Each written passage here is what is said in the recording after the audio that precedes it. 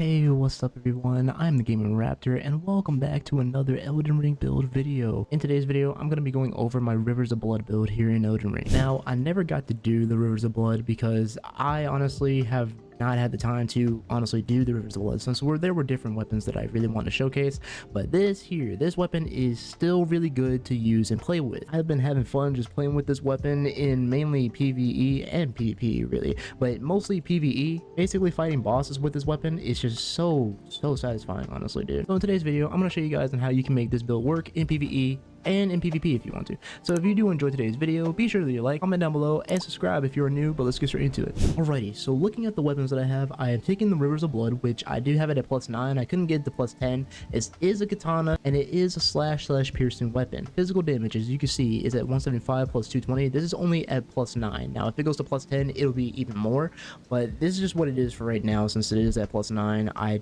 Again, I don't have it at +10, but as you can see, this weapon also does fire damage too at 175 plus 72. So it does fire damage as well alongside with blood too. So the bleed itself is still there. It just does a little bit of fire damage, which you can basically boost yourself with Flame Grant Strength to get more into that fire damage and do more damage overall. Now, the only thing that people complain about is the Ash of War with this weapon, dude. This is what the Ash of War looks like. It's called Corpse Pilot. It basically does spread a bit of bleed out onto the enemy, and it just does a lot of bleed damage. It really does. If you connect it all onto a boss or to your opponent, really, they're going to be taking a lot of damage from bleed. And you can also mix this up with Bloodsucking Cracktire, which will increase the damage significantly. I've seen a lot of damage off of just Bloodsucking Cracktire and the Fire Cracktire as well. And I honestly have to say that is just completely still a bit broken when it comes down to it. Now then, the attributes required to wield this weapon: you have to have a strength of 12, dexterity has to be at 18, and arcane has to be at 20. You want to really put your focus more into dexterity than arcane, since arcane itself is at D for scaling. And when it comes to the attribute scaling, it has a strength in E, dexterity, well, it is at C, but it's supposed to be at B for +10. So at +10 it'll be at B, and for arcane it's at D. Now moving on to seals, I'm taking the Dragon Communion seal. This is at +9, and I'm only taking it just because it has an S scaling in arcane. That's the reason why I'm taking it. And the Zincan scaling isn't that bad either. It's at 292, still not that bad. It does require 10 faith, 10 arcane. That's all you gotta have just to use the Dragon Communion seal. Moving on to armor, I'm taking the White Mask, which the White Mask itself, this will help you significantly if you're doing like bleed builds or anything.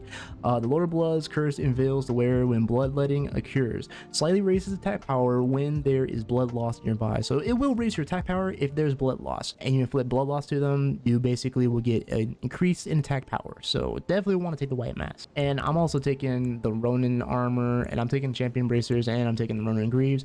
I wanted to go with a bit of just a Ronin kind of look, kind of ish, but with the White Mask it does throw that off. I mean, if I wanted to change it to Akina's mask, that could be really cool, but hey, the armor, it is up to you honestly what armor you want to take. Now moving on to the talismans that I'm taking for this build. Now the talismans that I'm taking Shard of Alexander, which will greatly boost the attack power of skills. It will help with the Ash of War really, and it will increase the attack power overall with Corpse Pilot. I'm also taking Ron Wayne's Sword Insignia to greatly raise attack power with successful attacks. So if I do get successful attacks, it will increase my attack power. That's why I'm taking Ron Wayne's Sword Insignia. And I could stack this with Millicent's Prosthesis if I wanted to.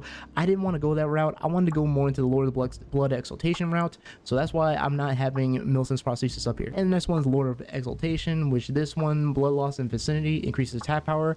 This with White Mask is golden. That's why I'm taking both of those, as it will increase the attack power if blood loss is in the vicinity. So if the boss gets hit with blood loss, I'm getting that increased attack power. That's why I'm taking this. And I'm also taking Dragon Crest Ratio Talisman to enormously boost my physical damage negation. This is a must need. You have to take this every single time. If you're playing in the DLC, definitely need to take Dragon Crest Ratio Talisman. Moving on to the Wondrous Physic, what I'm taking for the Wondrous Physic, I'm taking Bloodsucking Cracktire. This enhances attack at the cost of HP in the mixed physic. And for the second tier, I'm taking Flame Shrouding Cracktire. This will temporarily boost fire attacks in the mixed physic. Also, the Great Rune that I recommend is to take Radahn's Great Rune, as it will raise the maximum HP, FP, and stamina. You can also take Morgoth's Great Rune, as it will greatly raise your maximum HP. But I highly recommend for this build, just take Radahn's Great Rune, as it will just help with that FP and the stamina cost. Alrighty guys, so you guys are seeing some gameplay here. I'm facing Fire Giant because why not? I wanted to face Fire Giant while using River Blood. So what I did was, I did use Mimic Tear with this one, but I decided to go ahead and use my Flash Physic and then go for Flame Grip and Strength, and then just go in and use good old Corpse Piler to get the bleed on Fire Giant as best I can. Because as you will see, I will be able to get a lot of damage from just the bleed itself. Right there I was able to get my bleed off, and actually with my Mimic Tear as well, we were able to get extra bleed too. So it's pretty much kind of overkill if you think about it, with just me using Mimic Tear as well. So yeah, honestly, I was just stunned when it comes to using Mimic Tear. But overall, you just really want to use that. Just use the flask, use Flame Grip and Strength, and that's pretty much it. You go straight in with Corpse Piler. Now, you don't want to use Corpse Piler too much. The reason for that is because in PvP, people will tend to dodge it and will know how to dodge it whenever you're using Corpse Piler. I mean, many people will just honestly just dodge away from you and not even worry about it. So when it comes to just using Corpse Piler, I would use it at like I would use it mainly at random times to catch your opponent off guard, but not all the time really when using Corpse Piler. Because you just don't want to spam it so much, and then the opponent like just figures out your entire move set and just figures you out, predicts you, reads you really. So you just don't want to like use it so much when you're using it in PvP. But in PvE, you can go ham with it. You can go ham with Corpse Piler and just get your bleed off. I mean, that's what I really was doing against Fire Giant, since Fire Giant is really big and really strong, and is phase 2, and this again is in New Game Plus 4, so that's why I'm having a hard time. So if you're gonna be doing this in New Game Plus 1, you're gonna have a good time in New Game Plus 1. New Game Plus 4 for me, it sucks. Okay, that's all I can say. Like, just fighting Fire Giant in New Game Plus 4. Now, if you saw there, I was able to get a lot of damage off of him right there in the second phase. So it is working. It's just, well, it just kind of sucks sometimes. Just because Fire Giant has a lot of health, so I really have to like put my Corpse Piler to work here and actually get some damage in while my Mimic Tear is still up, which I've been doing right here. So Bloodsucking Crack Tier is honestly working big time too. Bloodsucking and Flame Crack Tier. Now the only downside is that, well, Fire Giant is resistant to fire, so that's why I'm not doing as much damage as I should be doing. That's just because he is just literally resistant to fire. I mean, he's literally a Fire Giant, so he's going to be resistant to fire. So, I mean, Flame Shrouding Crack Tier can work. It can still work. You can still make it work. Just against Fire Giant, not so much. But against other enemies, other kind of bosses, you can definitely get away with it. But Bloodsucking Crack Tier is definitely working. It really is. And I'm getting a lot of damage, and I'm able to kill Fire Giant right here and just secure the win. And I hope you guys enjoyed this. Alrighty guys, if you're looking for a level 200 build, here's what I recommend for a level 200 Rivers of Blood build. So for Vigor, I would always have my Vigor at 60, since you want to have the highest health pool as possible, so you want to put your Vigor at 60, that way you don't get one-shotted by a boss or something.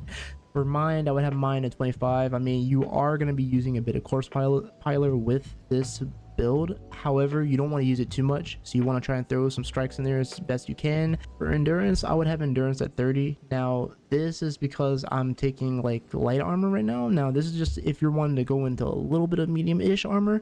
Now, light armor, you can honestly just stick with light armor if you want to, if you're good at dodging. But if you want to go for heavier armor and then just have that sturdy defense, then you can take a bit of heavier armor. That's why I'm having Endurance at 30, just if you want to take a bit more armor to stay a bit defensive. For Strength, you just want to put Strength at 12 and just leave it alone. For Dexterity, I would have Dexterity at 80. That way you get the best damage output as possible. And for Intelligence, you don't have to worry about Intelligence. Now for Faith, I would have Faith at 18, since, I mean, the requirement for the Communion Seal that I'm using, it's only at 10, and for Faith, it's at 10 as well. So you honestly don't have to put it at 25. You can put it like somewhere at like 11 or 12. I mean, I decided to go at the 18 just to put all my points just in the Faith, and just have it at 18 is not that bad, honestly. Arcane, I would put Arcane at 45 in my opinion. I mean, I don't want to go over like Dexterity at all when it comes to Arcane. I want to have Arcane a bit lower ish, so I decided to go 45 for Arcane, and I think that would honestly be the best way to have the Arcane. It's just to be a bit lower than your Dexterity, since the scaling itself is at D. you don't want to like put much into arcane since it is at D. There you guys have it. That is going to do it for today's video on the Rivers of Blood. I do hope you guys enjoyed today's video on this Rivers of Blood build. Please let me know in the comments down below what you guys thought of the build. Please, I would like to get your guys' feedback. Please let me know what I did wrong in the video. If there was any error I made, please let me know. I love to just hear what you guys think. Also guys, we're so close to 13,000 subscribers. Let's try and hit that as soon as we can. I really want us to hit 13,000 subscribers. It's really gonna happen. I believe it's going to happen soon. And also, if you want to come and follow me on Twitch, I will be live over there playing different games and just having a good time if you guys want to chat. With that being said, I'm the Game Raptor. Stay well, Raptor Pack. I'll see you guys in the next video. Alright guys, peace out.